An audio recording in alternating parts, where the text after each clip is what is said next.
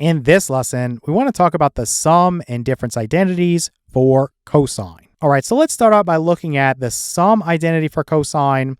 So let's say you had the cosine of some angle A plus some other angle B. This is equal to the cosine of A times the cosine of B minus the sine of A times the sine of B. So let me give you a quick example. We're going to work on examples like this in a little while, but just so you see what's going on, let's say you had the cosine of, let's say, 45 degrees plus 30 degrees. So we know this is the same as if you added those two angles and you said you wanted the cosine of 75 degrees. But you can break this up if you wanted to get an exact value, and I'll talk more about that in a little while. But basically, if you wanted to do this, it's the cosine of the first guy, so the cosine of 45 degrees, then times the cosine of the second guy, so times the cosine of 30 degrees, then minus the sine of the first guy, so the sine of 45 degrees, and then times the sine of the last guy or the second guy, which is 30 degrees. So this is how you would have to set this up. A lot of people incorrectly say this is the cosine of 45 degrees plus the cosine of 30 degrees. That does not work. Okay, so you can't do that. You have to use this formula. Now for the other guy, let's say you have the cosine of A minus B. What's going to change is the sign here. So I always remember this is the opposite sign. Cosine of A times cosine of B, now plus sine of A times sine of B. So for example, if you did the cosine of 45 degrees minus 30 degrees, well, now I'm looking for the cosine of 15 degrees, and it's still cosine of 45 degrees times cosine of 30 degrees. This is now going to change to a plus the sine of 45 degrees times the sine of 30 degrees. So it's just a change in the sign. So this sign and this sign will always be different. Now, let me get rid of this, and let's talk about where this guy comes from. What you'd want to do is draw yourself a little unit circle on a piece of paper. And so, again, this point right here, we know the x-coordinate would be 1 and the y-coordinate would be 0. Again, we're on the unit circle. If you went around and labeled these points, this would be 0, 1. Then this point right here would be -1, 0. And then lastly, this point down here, this would be 0, -1. So again, we're on the unit circle. So we know if we're on the unit circle, and let's say starting here and going to here, I have this arc with length t. Well, then I know the coordinates for this point q sub 1. The x value is the cosine of t, and the y value is the sine of t. Now, if I keep going, and let's say I end up at this point right here, p sub 1, well, now I have an arc that has a length of t plus s, or you could say s plus t. So the x value here for this point is the cosine of s plus t, and the y value here is the sine of s plus t. And then if I come this way, notice that I'm rotating clockwise. So here I would say this is negative s. So whatever this is right here, it's the negative of that. And so if I look at this point q sub 0, the x value here is the cosine of negative s, and the y value here is the sine of negative s. Now, using the negative angle identities, you can really say that this is the cosine of s, because the cosine of negative theta is the same thing as the cosine of theta. And then you can say that this is the negative of the sine of s, because again, if you have the sine of negative theta, it's equal to the negative of the sine of theta. So we're going to be using this right here instead of this right here. All right, so we have that settled. And now what we want to move into is we want to identify that we have these two equal arcs. So hopefully you can see this. The arc length, if I think about here to here, so this has s and it has t, would be the same as if I consider, let me change my color here, from here to here, right? Forget about the fact that this is negative s. Again, this guy and this guy in terms of the arc length is going to be the same. So you have s plus t, and here you have s plus t.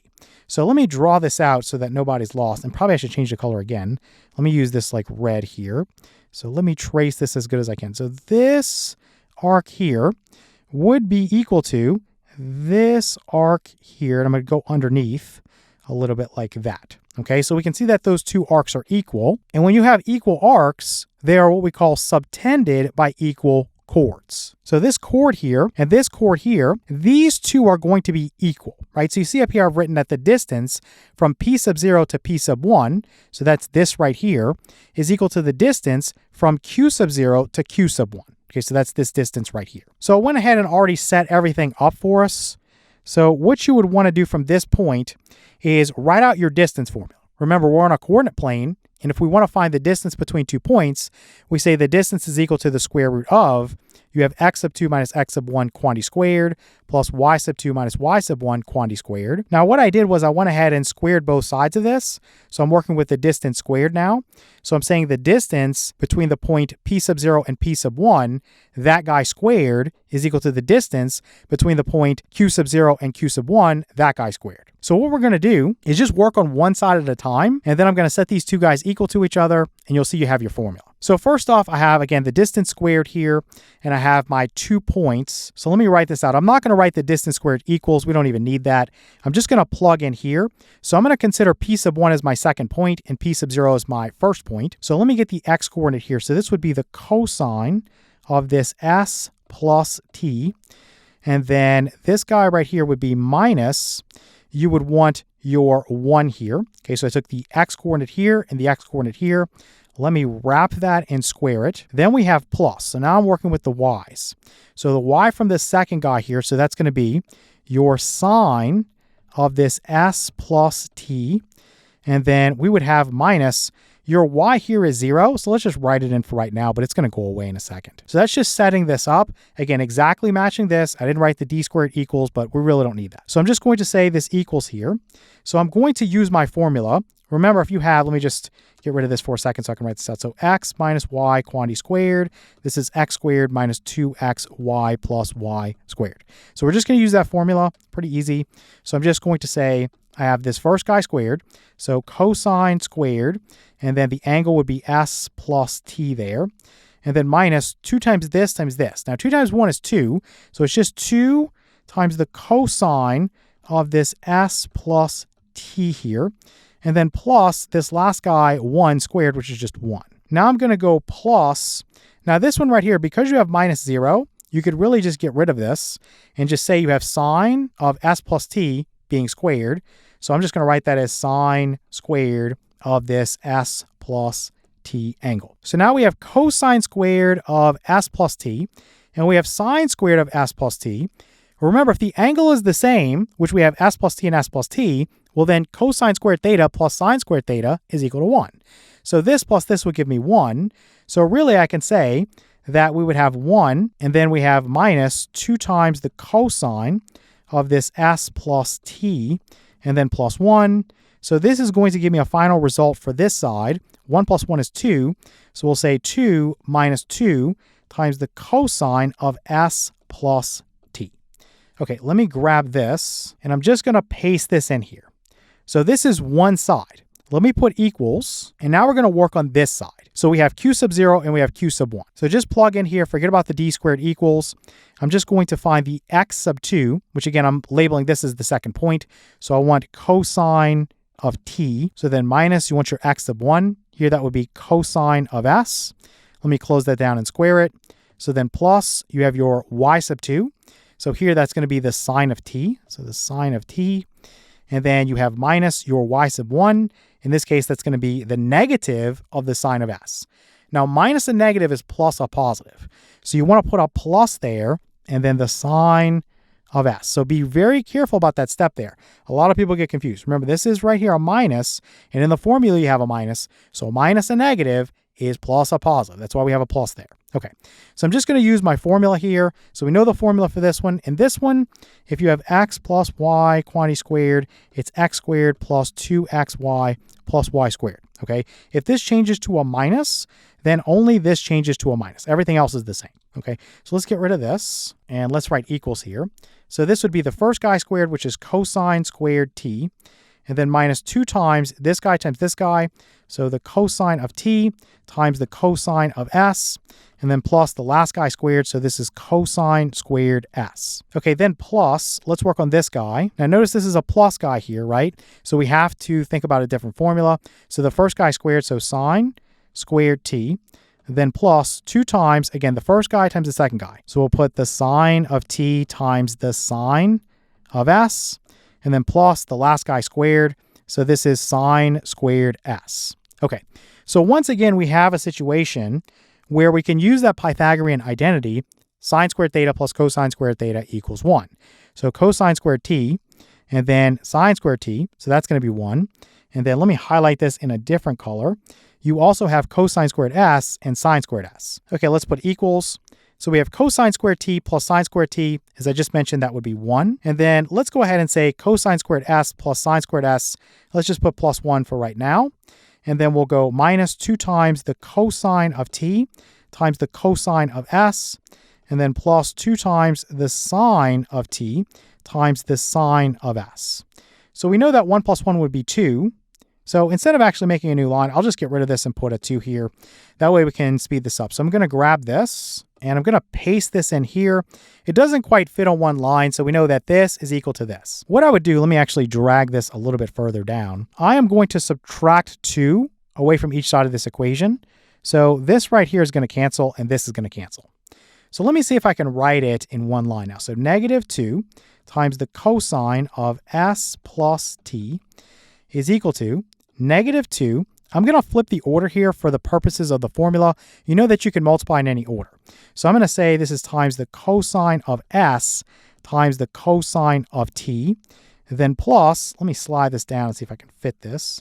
We're going to say 2 times your sine of s. Again, I'm flipping the order for the formula, times the sine of t. Let's come down here a little bit. So what I'm going to do now is just divide everything by negative 2.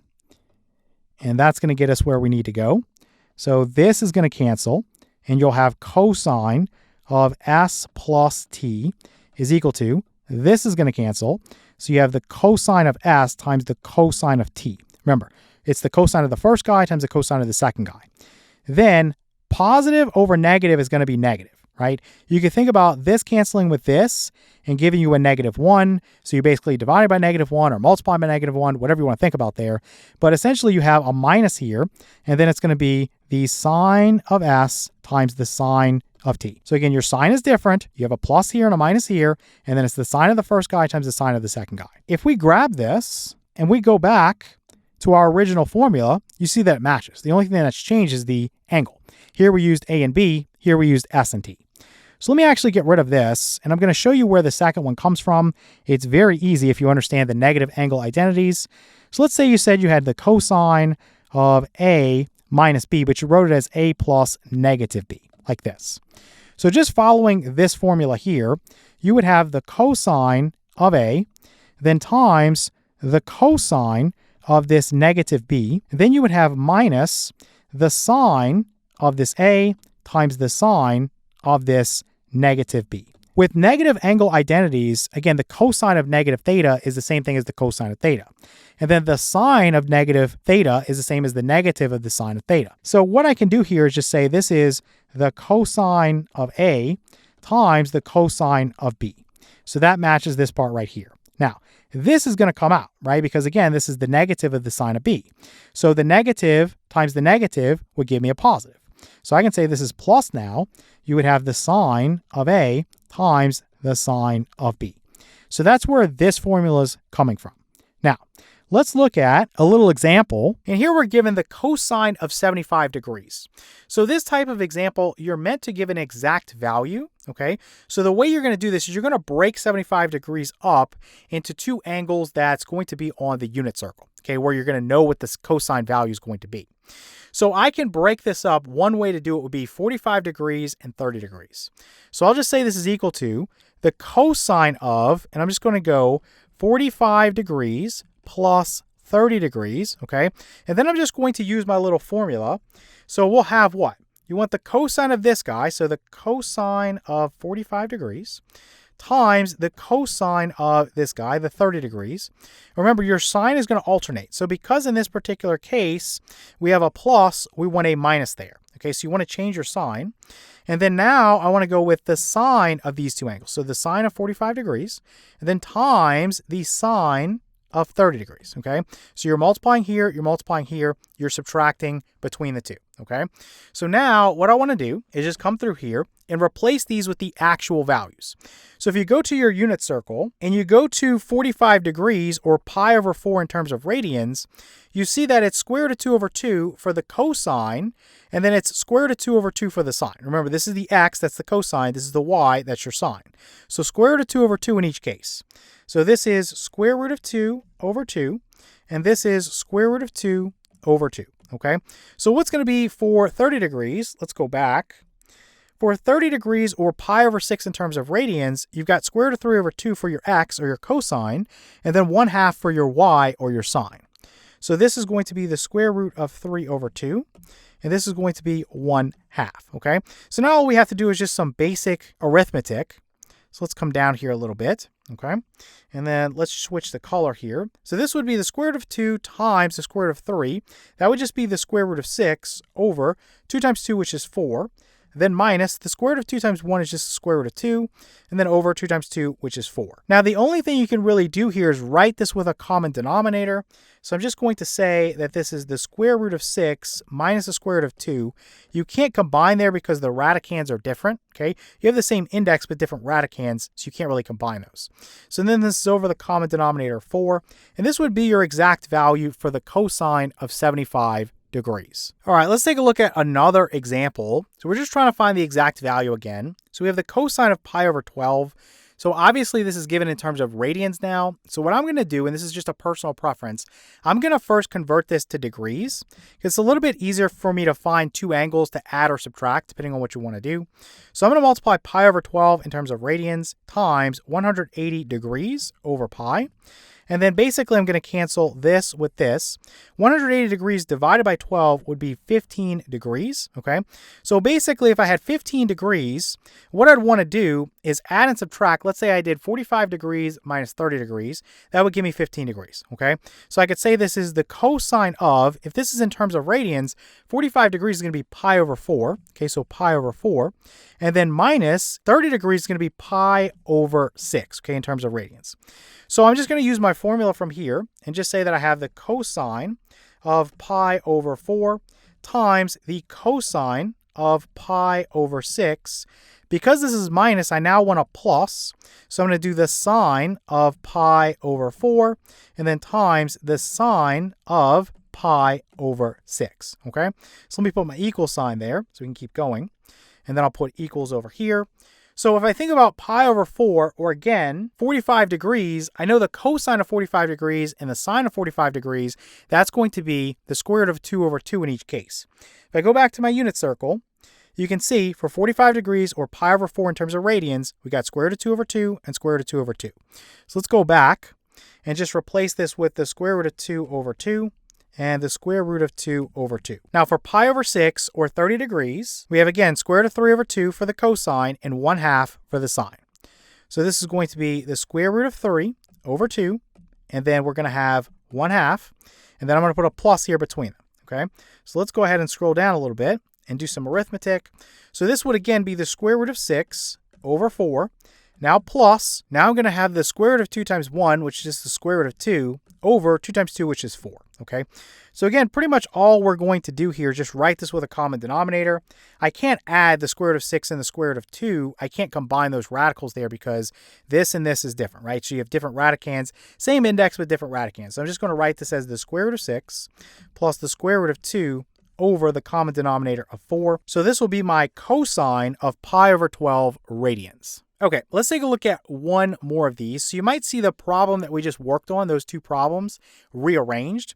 So now you see the cosine of 83 degrees times the cosine of 38 degrees plus, this is the key here, the sine of 83 degrees times the sine of 38 degrees. So you see that you have the cosine of some angle times the cosine of some other angle, okay? And then you have the sine of that first angle, so the angles here match, and then the sine of that other angle. Okay, so the angles there match, and you have a plus between them. You're meant to realize that you could write this as the cosine of, again, this is a plus, so I want a minus.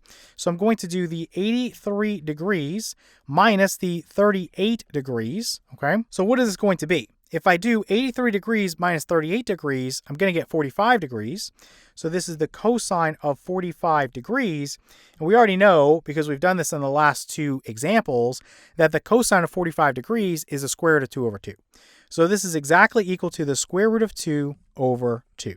All right, so another thing that comes up in this section, we're going to revisit the cofunction identities. So before, when we looked at something like the sine of theta, is equal to the cosine of 90 degrees minus theta, we said that theta needed to be an acute angle. But now we're going to update that and say that theta can really be anything as long as the function is defined. So to prove this, what we're going to do is use the cosine difference identity. And over here, let me just put equals here. And I'm going to say that this is the cosine of 90 degrees and then times the cosine of theta. And then again, if this is a minus, you want to use a plus here. This is the sine of 90 degrees and then times your sine of theta. Now, we know that the cosine of 90 degrees is 0. And 0 times anything is 0. So you could write this out and say this is 0 times the cosine of theta. And then plus, we know the sine of 90 degrees is 1. So this is 1 times the sine of theta. And so again, this is going to go away. So you're just left with 1 times the sine of theta, which is just the sine of theta. So you can see that this is going to work for any value of theta. Again, as long as the function is defined, you'll be good to go. So we can actually extend this to these other guys that we looked at earlier. So we have the cosine of 90 degrees minus theta is equal to the sine of theta. The sine of 90 degrees minus theta is equal to the cosine of theta. Again, sine and cosine are cofunctions. Same thing for secant and cosecant, and for tangent and cotangent. Now let's look at a little example. And we haven't gotten to solving trigonometric equations yet. We should know that the solution I'm going to give you here is one of many possible solutions, or you could say an infinite number of solutions, but I'm just going to give you one. So here we have the sine of theta is equal to the cosine of negative 55 degrees. So what you'd want to do is write this left side in terms of cosine so that you have cosine of some angle equals cosine of this angle here. So I know that the sine of theta is equal to the cosine of 90 degrees minus theta. So I'm just going to replace this guy right here with this guy right here, right, since they're equal. So I'm going to say that this is the cosine of 90 degrees minus theta, and this is equal to this guy right here, which is the cosine of negative 55 degrees. Let me get rid of this scratch work here and get rid of that. And let me just slide this up here a little bit. And so what you would do here, you would set this guy equal to this guy, right? You set the angle measures equal. So we would say that 90 degrees minus theta is equal to negative 55 degrees. And so let me subtract 90 degrees away from each side of the equation. This would cancel. Slide down here just a little bit. We'll say the negative of theta is equal to negative 55 degrees minus 90 degrees. That's going to be negative 145 degrees. And then to finish this up, I'll divide both sides of the equation by negative 1. This would cancel. So you get theta is equal to, this will be 145 degrees. Now again, this is not the only solution. Okay, again, when we get to solving trigonometric equations, we'll see that there's an infinite number of solutions. If you want, you can go back and plug this in, and you'll see that the sine of 145 degrees is exactly equal to the cosine of negative 55 degrees. Okay, now let's look at two examples where we're going to verify some identities. These are a little bit easier than what we looked at in the last section where we were strictly verifying identities. So let's start with, we have cosine of, we have theta plus pi, okay, is equal to the negative of the cosine of theta, okay. I'm going to flip this because the easier side is here on the right. So I'm going to write the negative of the cosine of theta is equal to the cosine of, you have your theta, okay, plus your pi. Now what I'm going to do is just put my equals over here. I'm just going to slide this over for formatting, okay? Normally they put it in line, but I just want a lot of room. So I'm going to expand this out using the sum identity for cosine. So this would be the cosine of theta, okay, times your cosine of pi. And then remember, this is plus, so you want a minus. So I'm going to go the sine of theta times the sine of pi, okay? Now realize when you work with the cosine of pi or the sine of pi, let's go back to the unit circle. When we look at pi over here, the cosine is negative 1, okay, and the sine is 0. So let's minimize this. So the cosine of pi is negative 1. So let's put times negative 1 like this. And the sine of pi is 0. Okay, so we know if you multiply anything by 0, it's going to be 0, right? So basically, you can get rid of this part right here, right? You'd have minus 0, which is just gone. So basically, I can say this is equal to the negative of the cosine of theta. And so that matches exactly what we have here, right? Negative cosine of theta, negative cosine of theta. So we're done. Okay, let's look at another example of verifying an identity. This one's just as easy. You have the cosine squared x minus the sine squared x equals cosine of 2x. Now, if it's not immediately obvious what you need to do, remember, if you have 2x, this is the same as x plus x. Okay, so if you're in this section, you're looking to think about the sum and difference identities for cosine. So think about things you can add or subtract. So 2x is x plus x. Okay, so what I'm going to do here, let's just go ahead and put equals here. I'm going to write cosine of x plus x like this, okay? And then I'm going to use my sum identity for cosine.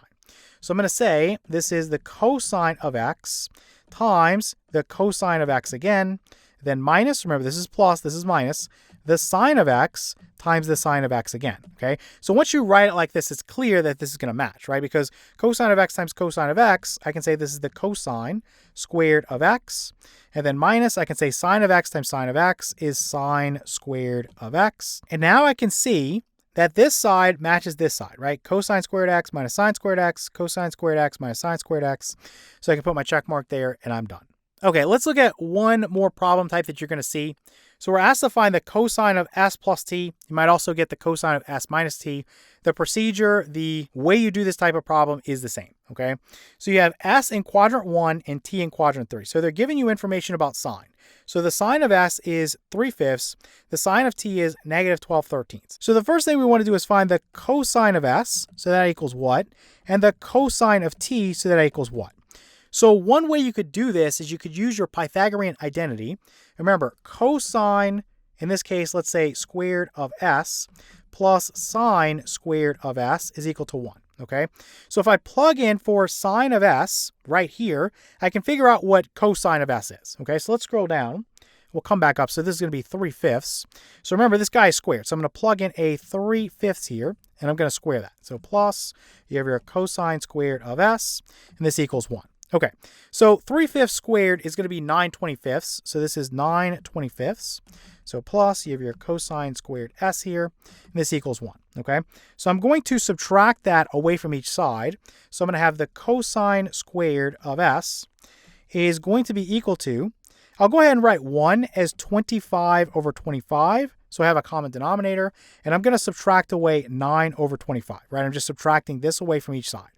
So 25 minus 9 is going to give me 16. And so I'll say I have cosine squared s is equal to, again, this is 16/25.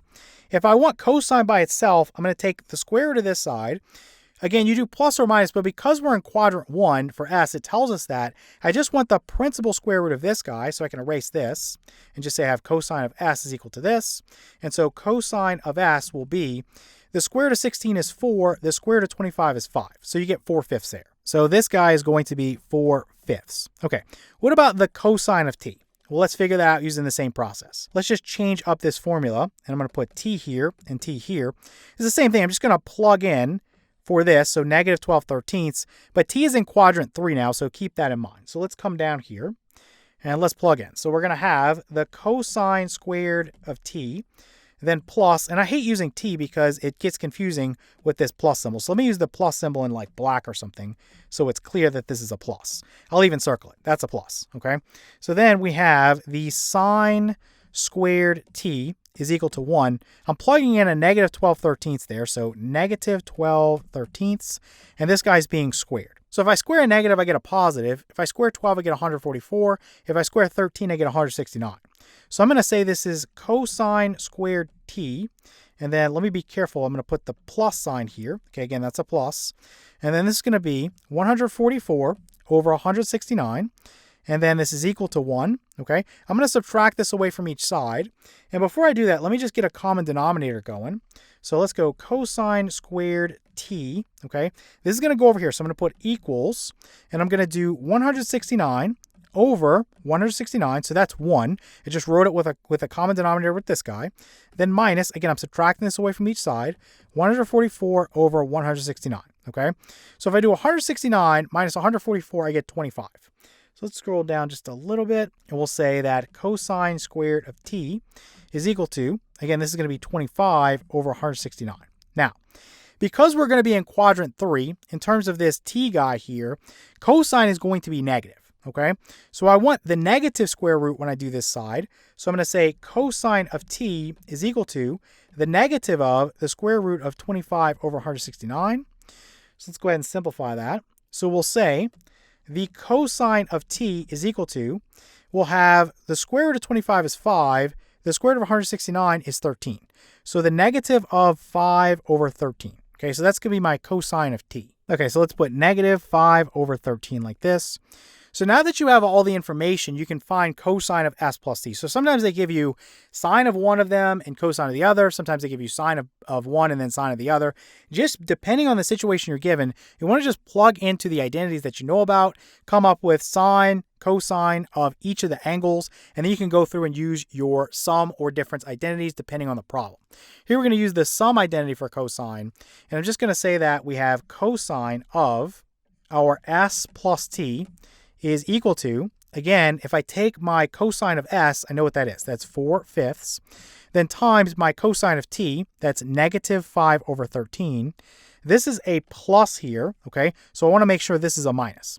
You're going to be really careful with the signs here because sometimes you'll make a mistake with that. So now I want the sine of s, which is 3/5, okay?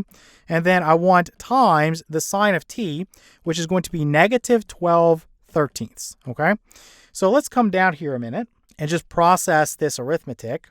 So I'm going to say this is equal to, if I multiply here, you see that this 5 would cancel with this 5, so basically I have a negative 1 there, okay? So this is basically negative 4 over 13, so negative 4 over 13, and then minus, you're subtracting away. This is 3 times negative 12, which is negative 36, I'm going to write this as, over 5 times 13, which is going to be 65. Now, I canceled here because we were doing multiplication, but it actually would have been smarter if I wouldn't have canceled, because then I'd have a common denominator. So let's undo this and say here we have 4 times negative 5, which is negative 20, okay, over 5 times 13, which is 65. In this particular case, it's better to not cancel because now I have a common denominator, and I can basically say what? I have negative 20 minus a negative 36. Again, you've got to be really careful with that sign. Negative 20 minus a negative 36, which is going to be negative 20 plus 36, which is 16. Okay, let me write this in a different color. So this is going to be 16, and then over, you're going to have 65. So this is going to be your answer for cosine of s plus